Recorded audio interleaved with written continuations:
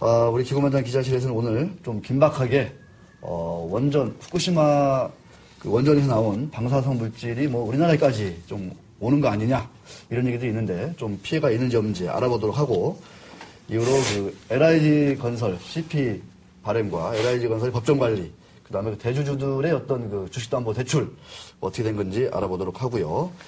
이어서 그 상장법인들의 감사보고서 제출과 맞물려서 별안간 그 감사 의견이 거절로 나와서 상장 폐지에 몰리는 기업들에 대한 얘기도 우리 한번 좀 진지하게 나눠보도록 하겠습니다. 자, 끊고 갈까요? 네, 바로 갑니다. 네, 그냥 갑니다. 네. 자, 먼저 그 후쿠시마 원전에서 나온 방사성 물질이 자, 어제는 강원도, 오늘은 서울에서도 검출됐다. 이런 뉴스가 지금 보도가 나오고 있습니다.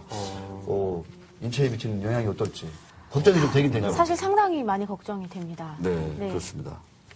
많이 걱정이 되시는군요. 네, 저는 걱정이 됩니다. 어제 비 맞는데 좀 걱정되더라고요. 저는 그런 거 걱정할 겨를도 살고 있습니다. 네, 죄송합니다.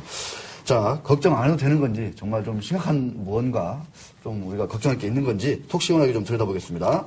김종순 해운대 백병원 갑상선센터장님, 갑상선센터장 연결하겠습니다. 네, 김종순 박사님 안녕하십니까? 네, 안녕하십니까? 네. 자, 그 말씀드린 대로 지금 우리나라에서도 후쿠시마 원전에서 나온 방사능이 검출되고 있다. 이런 보도가 좀 나오고 있는데, 한국원자력 안전기술원에 따르면 방사성 물질이 우리나라에서 검출되긴 했지만, 자연 방사선량의 뭐 수천분의 1 이하에 불과하다. 그래서 환경이나 인체에 미치는 영향은 없다. 이렇게 지금 얘기가 되고 있는데, 하지만 뭐 시민들도 그렇고, 저도 좀 걱정이 되긴 합니다. 특히 요오드 131은 어떤 성분이고, 또 위험하진 않는지 좀 말씀 좀 해주십시오. 네, 지금 말씀하신 방사성 요오드 아이오다인 131은 물리적 반감기가 한 8일 정도 됩니다. 생물학적 반감기는 한 5일 정도 되고요. 그래서 비교적 짧은 방사성 동위원소인데 체르노빌 사고 시에 가장 문제를 많이 일으켰던 그러한 방사성 물질입니다. 섭취된 방사성 요오드는 장내에서 흡수돼서 갑상선에 선택적으로 흡수되어서 수년에 걸쳐서 갑상선암, 특히 소아에서 유발하는 것으로 체르노빌 사고에서 잘 보고가 돼 있습니다. 따라서 이런 방사성 요오드가 이제 가장 문제가 되고요.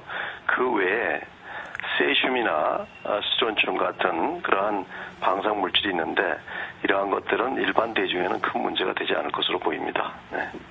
지금 말씀을 좀 해주신 것 같은데 요오드 검출 좀 방사능 위험에서 얼마나 좀 위험한 겁니까? 네, 지금 제가 말씀드리는 갑상선의 비폭을 네. 우려를 해서 암을 일으킬 수 있을 정도의 우려가 되는 양은 한 100mSv 그러니까 상당히 많은 방사능 물질이 공기 중에 노출되었을 때 얘기하는 것을 이야기하게 됩니다. 따라서 지금 현재 우리나라에서 검출되는 양은 그거의 수천분의 1, 수만분의 1 정도 양이기 때문에 아직은 큰 문제가 없을 것으로 생각이 됩니다. 네. 일본에서 후쿠시마 원전 내부에서는 플루토늄까지 검출됐다. 이렇게 이제 보도가 되면서 상당히 좀 걱정이 좀 많이 좀 증폭되는 그런 상황입니다. 자, 플루토늄은 어떤 성분이고 왜 위험한 건지 좀 간략히 좀 말씀해 주십시오. 네, 플루토늄 239 액종이 이제 핵무기 핵실험을 했을 경우나 또 원자로에서 네. 나올 수 있는 그러한 방사능 물질인데요. 이거의 특성은 적은 에너지를 갖는 감마선과 알파 입자를 방출하는데 문제가 있습니다. 또한 방기가 24,000년 상당히 길죠.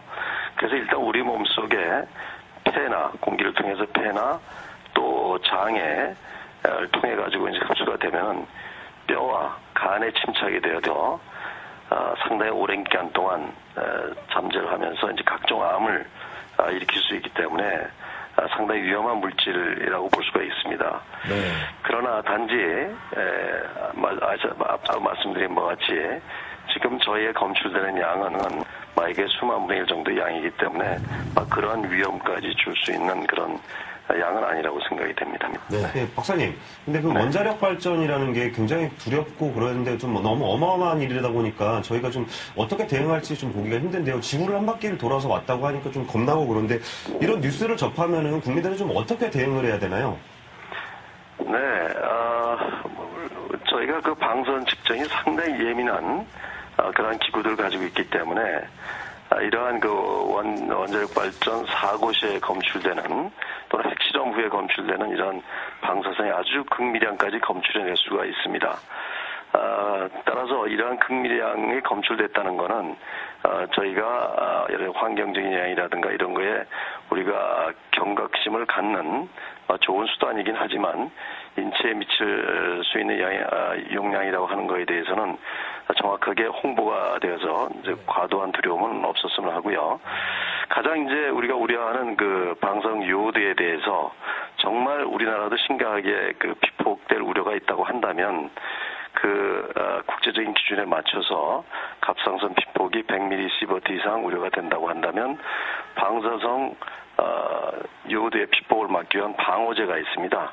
안정화 요오드인 KI 정제가 있습니다. 그 정제를 하나씩 우려되는 시점부터 위험이 해소될 때까지 하루에 하나씩 복용을 하게 되는데 대체적으로 한 1, 2주 복용하는 걸로 이렇게 돼 있고 이렇게 복용을 하면은 이러한 그 안정화 요오드가 미리 갑상선에 달라붙어서 방사능 요오드가 갑상선에 더 이상 달라붙어서 나중에 암을 일으킨 것을 충분히 막을 수가 있습니다.